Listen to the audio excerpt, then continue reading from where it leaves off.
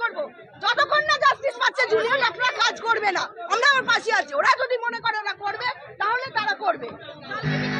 আপনি আর আমার কিছু বক্তব্য নেই, আমি বলে দিয়েছি, আর কিছু বলার নেই। জাস্টিস যতক্ষণ না পাচ্ছে ততক্ষণ জুনিয়র ডক্টররা নো সেফটি নো ডিউটি। এই সিআইএসএফ দিয়ে সিআইএসএফ একটা আর্জি করে দিয়েছে, এখন যদি সিআইএসএফ এর অন্য কাজ করে যায় কোথাও ওয়ার হয় তাহলে সেখানে তাকে দিয়ে দেবে। সাগর দত্তে তাহলে এই ঝামেলাটা হচ্ছে, মিদনাপুরে ঝামেলা হচ্ছে।